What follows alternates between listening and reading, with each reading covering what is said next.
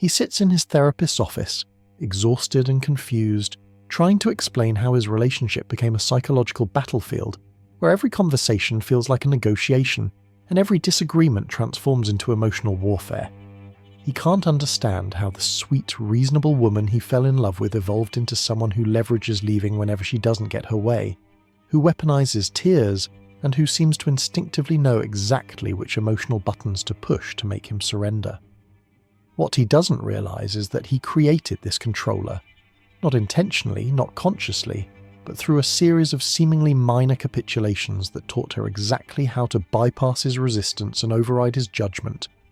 Every time he said no and then changed his mind, every time he held firm until her emotional pressure reached a certain threshold, every time he rewarded her worst behavior with compliance, he was conducting a masterclass in psychological manipulation. She didn't start as a manipulator. She became one because manipulation worked. She didn't develop these tactics through some devious master plan. She discovered them because he showed her that emotional pressure gets results while reasonable discussion gets ignored. He trained her to be unreasonable by consistently demonstrating that unreasonable behavior achieves what reasonable behavior cannot. You know this man. Maybe you are this man. The guy who can't figure out how his relationships always end up feeling like hostage situations, where he's constantly negotiating for peace. The man who finds himself giving in to demands he initially rejected, not because he changed his mind, but because he couldn't tolerate the emotional consequences of maintaining his position. Today, I'm going to reveal the unconscious training program that turns reasonable women into master manipulators, and how understanding this process is the key to either preventing it entirely or stopping it before it destroys your relationship and your sanity. Point 6. Here's the brutal truth about relationship dynamics. Every interaction between you and a woman is a training session where you're teaching her what works and what doesn't work to get what she wants from you. You're not consciously conducting these lessons, but you're running a sophisticated learning program that rewards certain tactics while discouraging others. This training system operates on the fundamental principle that behavior which gets rewarded gets repeated, while behavior that gets ignored or punished gets abandoned. Every time you respond to her actions, you're providing feedback about the effectiveness of her strategies, whether you realize it or not.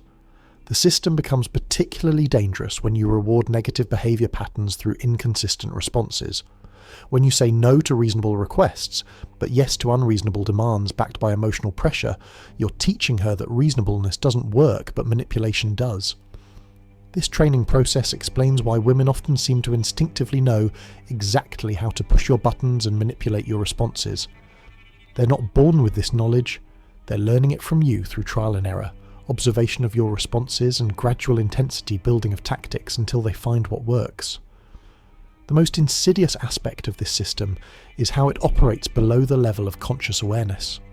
You don't intend to train manipulative behavior, and she doesn't intend to become manipulative. But the feedback loops you create through your responses gradually shape her approach to getting what she wants from you. The system also explains why manipulation tactics often become more sophisticated and effective over time.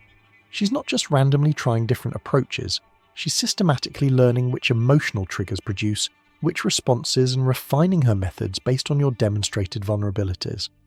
Understanding this training system is crucial because it reveals that much of what you perceive as her inherent character or personality is actually learned behavior that developed in response to the feedback patterns you unknowingly established. This means the behavior can be modified by changing the training program. Let me illustrate how this training works with a scenario every parent recognizes. A child who wants something in a store and builds through increasingly dramatic behavior until the parent finally gives in to stop the public humiliation. The child starts with a simple request for a toy. The parent says no, thinking this will end the discussion. But instead of accepting the no, the child's eyes begin to fill with tears. The parent maintains the no, but now feels uncomfortable. The tears start flowing, creating a small scene, still holding firm. Then comes the verbal protestation, followed by the dramatic collapse onto the floor, followed by full volume screaming, followed by accusations of unfairness, followed by threats to call authorities, followed by physical destruction of merchandise, followed by self-harm threats or actual headbanging against the floor. At some point in this progression, maybe at the tears, maybe at the screaming, maybe at the headbanging, the parent breaks. They hand over the toy with exasperation and anger, thinking they've ended a nightmare. What they've actually done is conducted a graduate-level seminar in emotional manipulation. Here's what the child learned from this interaction. Reasonable requests don't work, but emotional pressure does. Specifically, they learned that building intensity up to the point where the parent broke is the recipe for getting what they want in the future. They also learned that the parent has a breaking point, and that finding and exploiting that breaking point is more effective than any other strategy. Most importantly, they learned that the parent's initial no doesn't mean no, it means build pressure until you find my threshold. This transforms every future no into the beginning of a negotiation rather than the end of a discussion. The meltdown becomes a template for future interactions. The next time the child wants something, they'll build directly to whatever level worked previously, skipping the ineffective early stages and moving straight to the tactics that produced results. This process creates what I call pressure efficiency, where manipulative behavior becomes more streamlined and effective over time, because the ineffective methods get eliminated while the successful methods get strengthened and refined. The most critical concept for understanding how manipulation develops is the reward laboratory that exists within every relationship. This laboratory operates according to strict learning principles that determine which tactics get strengthened and which get abandoned. The laboratory works on a simple premise.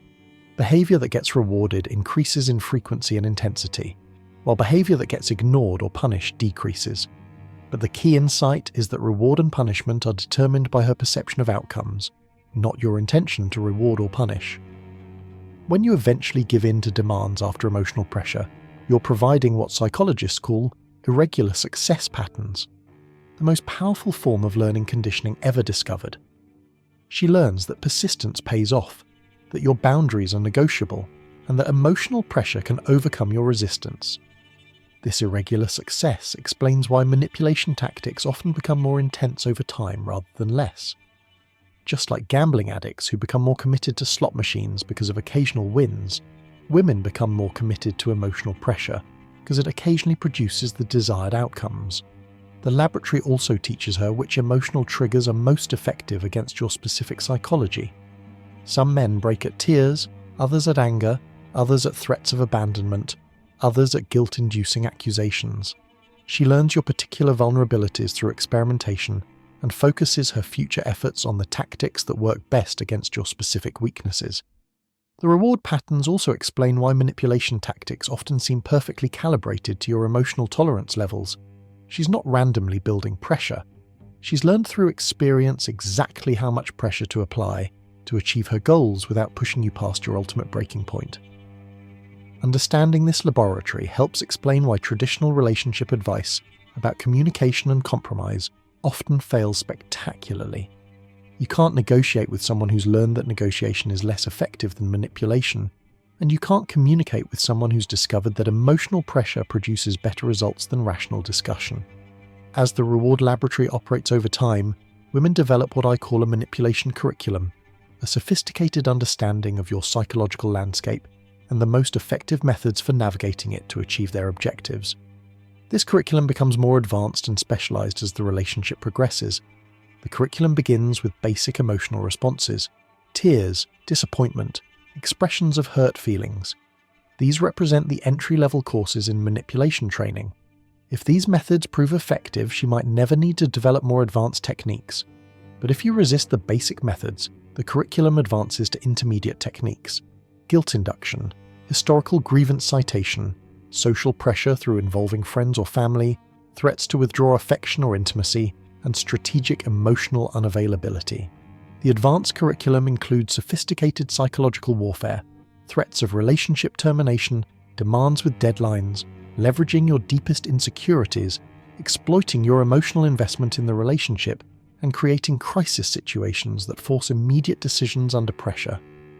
The most advanced practitioners develop what I call customized influence protocols, specifically designed around your unique psychology. They learn which of your insecurities are most exploitable, which of your fears are most powerful, which of your desires can be used as leverage, and which of your relationships can be weaponized against you. This curriculum development explains why manipulation in long-term relationships often feels so personal and targeted.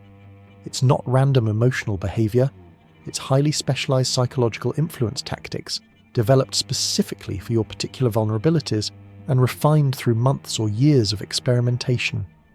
The curriculum also explains why manipulation attempts often feel like they come out of nowhere. She's not randomly deciding to build pressure. She's implementing tactics from her curriculum when standard approaches aren't producing the desired results.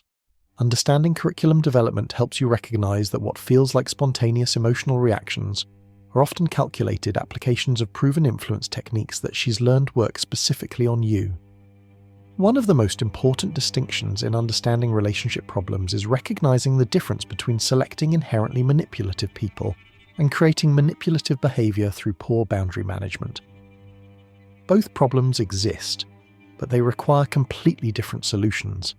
Some people are temperamentally and emotionally incapable of maintaining healthy relationships regardless of how you interact with them. These individuals have personality disorders, severe emotional instability, or deep psychological damage that makes them unsuitable partners for anyone seeking functional relationships. With these people, no amount of proper boundary setting or strategic response will create healthy dynamics because the problem lies in their fundamental character structure rather than learned behavior patterns. The only solution is recognition and removal, getting out of these relationships as quickly as possible. But many manipulation problems are actually creation problems rather than selection problems. You start with someone who is capable of healthy behavior, but gradually train them to be manipulative through inconsistent boundaries, irregular reward of negative behavior, and demonstration of your psychological vulnerabilities. This distinction is crucial because it determines the appropriate response strategy. Selection problems require immediate exit. Creation problems can potentially be solved through consistent boundary management and strategic response modification. The challenge is that creation problems often mimic selection problems, making it difficult to determine whether you're dealing with someone who became manipulative because you trained them to be, or someone who was always manipulative and just revealed their true character over time. Understanding this problem helps explain why some relationship issues can be fixed through better boundaries, while others can only be solved through relationship termination. The key is honest assessment of whether the behavior patterns existed before your relationship or developed during it. Most importantly, understanding this problem helps you take appropriate responsibility for your role in creating issues while avoiding inappropriate responsibility for fixing people who were never fixable in the first place. If you're starting to recognize how your own responses might have contributed to manipulation patterns in your relationships and want to understand how to break these cycles, make sure to subscribe to this channel and hit that notification bell. The psychological dynamics I'm explaining today represent the difference between relationships that improve through better boundaries and relationships that require exit strategies. And there's much more depth to explore in upcoming videos about learning psychology and relationship management. Once you recognize that manipulation has developed in your relationship, you have 3 strategic paths, each with different psychological foundations and practical outcomes. Understanding these paths and choosing the right one based on your actual emotional capacity rather than your idealized self-image is crucial for achieving the outcome you actually want. The first path is immediate capitulation, giving in to requests before any pressure occurs. This sounds like weakness, but it's actually strategic if you know you'll eventually cave anyway. If tears, anger, or threats will ultimately overcome your resistance, it's better to surrender immediately rather than training her to build to more extreme tactics. This path prevents the strengthening of increasingly dramatic behavior, while acknowledging your actual emotional tolerance rather than your idealized resistance. If you're going to give her what she wants anyway, do it when she asks nicely rather than waiting until she discovers which manipulation tactics work on you. The second path is absolute resistance, never giving in regardless of pressure level or emotional consequences. This path requires genuine willingness to lose the relationship rather than compromise your boundaries, and the emotional fortitude to outlast any level of manipulation without breaking. This path works by eliminating the irregular success that maintains manipulative behavior. When pressure never produces desired outcomes, the behavior gradually disappears because it becomes a waste of energy. But this requires consistent application over time and genuine tolerance for relationship conflict and potential loss. The third path is strategic exit, removing yourself from relationships where manipulation patterns have already been established or where you don't have the emotional capacity to maintain consistent boundaries. This path recognizes that some situations are easier to avoid than to fix, Strategic exit prevents you from continuing to strengthen negative behavior patterns while preserving your emotional energy for relationships where healthy dynamics can be established from the beginning. It's not giving up, it's choosing battles you can actually win. The key to choosing the right path is honest self-assessment of your actual emotional tolerance versus your theoretical resistance. Most men overestimate their ability to maintain boundaries under pressure, leading to inconsistent responses that create the worst possible outcomes. The most common and destructive form of manipulation in adult relationships is the deadline demand. Threats to end the relationship unless specific requirements are met by specific deadlines. These represent the graduate level curriculum of emotional manipulation and the ultimate test of your boundary management skills. Deadline demands work by exploiting your emotional investment in the relationship and your fear of loss. They transform relationship discussions into hostage situations where your choices become compliance or abandonment, with no middle ground for negotiation or compromise. The most common deadline patterns include marriage timelines, cohabitation demands, social media relationship status requirements, family event attendance mandates, and lifestyle change requirements. Each represents a power play designed to force decisions through pressure rather than persuasion. When faced with deadline demands, most men make the catastrophic mistake of compliance, thinking this will end the manipulation and restore relationship harmony. Instead, compliance teaches her that deadline demands work and establishes them as her go-to strategy for getting what she wants in the future. Successful deadline compliance creates what I call deadline multiplication, where future demands become more frequent, more extreme, and more urgent, because she's learned that threatening the relationship is the most effective way to override your resistance and judgment. The warfare aspect means that your response to the first major deadline determines the entire future trajectory of manipulation in your relationship. If you give in, you've established that threats work. If you resist, you've established that threats don't work and alternative approaches are required. Understanding deadline demands as warfare helps you recognize that your response is more important than the specific demand being made. The issue isn't whether her request is reasonable. The issue is whether you'll allow threats to become the normal method for making decisions in your relationship. The warfare also reveals true priorities and character. Women who leave when their deadline demands don't work are demonstrating that they value getting what they want more than they value the relationship itself. This is valuable information about their character and priorities. The transformation from reasonable partner to master manipulator doesn't happen overnight. It's a gradual manufacturing process that occurs through repeated reward cycles that strengthen increasingly problematic behavior while punishing healthy communication patterns. The manufacturing begins when normal requests get ignored or rejected while emotional appeals get positive responses. This teaches her that rationality is ineffective while emotionality is powerful, gradually shifting her communication style away from direct discussion toward emotional manipulation. The process accelerates when you demonstrate that your boundaries are negotiable rather than firm. Every time you say no, and then change your mind based on her emotional response, you're providing evidence that your decisions aren't final, and that sufficient pressure can overcome your resistance. The manufacturing also involves teaching her which emotional experiences you can't tolerate. When she discovers your threshold for her tears, anger, or disappointment, she's learned the psychological leverage point that can be used to overcome your judgment in future situations. Over time, this process creates what I call emotional conditioning, where she automatically builds to whatever level proved effective in the past, rather than starting with reasonable discussion. The manufacturing has trained her to skip ineffective approaches and move directly to tactics that work. The most sophisticated stage of manufacturing involves developing customized manipulation protocols specifically designed for your psychological profile. She learns which of your insecurities are most exploitable, which fears are most powerful, and which desires can be leveraged most effectively. This manufacturing process explains why manipulation in relationships often feels so personal and targeted. It's not random emotional behavior, it's learned psychological influence techniques that have been specifically developed and refined for maximum effectiveness against your particular vulnerabilities. Understanding the manufacturing process helps you recognize that much of what you perceive as her personality or character might actually be learned behavior that developed in response to your demonstrated psychological weaknesses and inconsistent boundary management.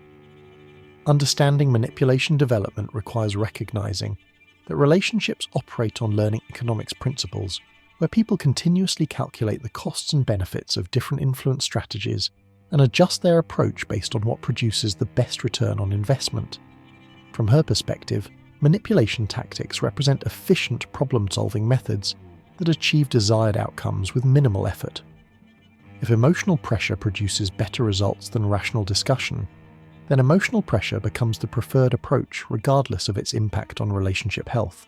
This economic framework explains why manipulation often becomes more frequent and intense over time. As she discovers which tactics are most effective, she concentrates her efforts on high-return strategies while abandoning low-return approaches like reasonable requests and direct communication.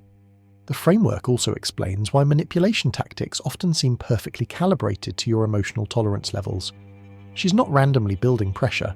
She's learned through trial and error exactly how much pressure to apply to achieve her goals without pushing you past your breaking point. Understanding learning economics helps explain why traditional relationship advice about compromise and communication often fails when manipulation patterns have already been established. You can't negotiate with someone who's learned that manipulation produces better results than negotiation. The economics framework also reveals why consistency in boundary management is so crucial. When you're unpredictable in your responses, you create variable success schedules that make manipulation tactics more persistent rather than less persistent. Most importantly, the framework helps you understand that changing manipulation patterns requires changing the economic incentives that maintain them. This means making manipulation less profitable, while making healthy communication more profitable through consistent responses that reward good behavior and ignore bad behavior. Preventing manipulation development requires establishing clear learning economics from the beginning of relationships, while intervention requires systematically changing established patterns through consistent boundary management and strategic response modification. Prevention protocols begin with early establishment of non-negotiable boundaries and consistent management regardless of emotional pressure.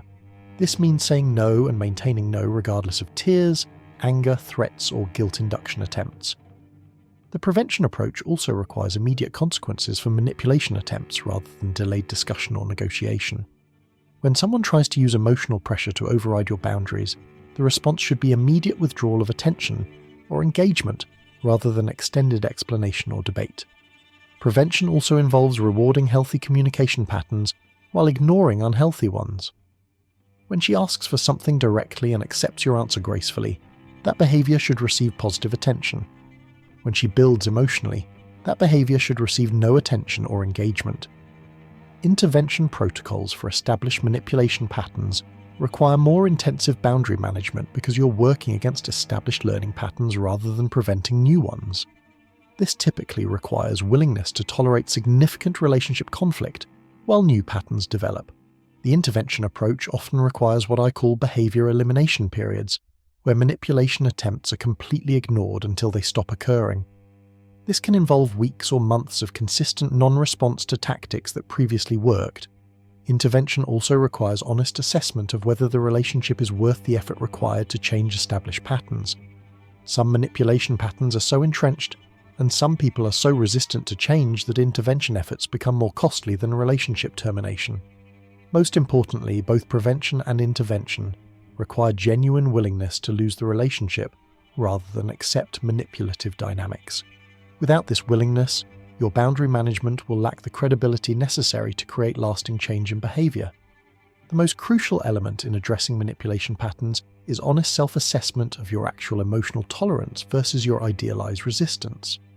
Most men dramatically overestimate their ability to maintain boundaries under emotional pressure, leading to inconsistent responses that create the worst possible outcomes. This self-assessment requires examining your track record rather than your intentions. Have you actually maintained boundaries when faced with tears, anger, threats, or guilt induction? Or have you eventually given in while telling yourself you'll do better next time?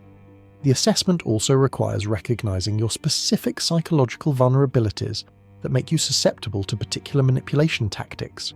Some men break at displays of emotional pain, others at threats of abandonment, others at accusations of insensitivity or selfishness. Understanding your vulnerabilities allows you to either strengthen your resistance in those areas or choose strategic responses that avoid triggering your weak points. This might mean addressing certain issues through written communication rather than face-to-face discussion, or setting specific time limits for emotional conversations. The reality check also involves honest evaluation of your emotional investment level and how it affects your decision-making. Higher emotional investment typically means lower resistance to manipulation because the stakes feel higher and the fear of loss becomes more powerful. Most importantly, the self-assessment should determine whether you have the emotional capacity and strategic commitment necessary to change established patterns, or whether your energy would be better invested in relationships where healthy dynamics can be established from the beginning. This assessment isn't about judging yourself harshly.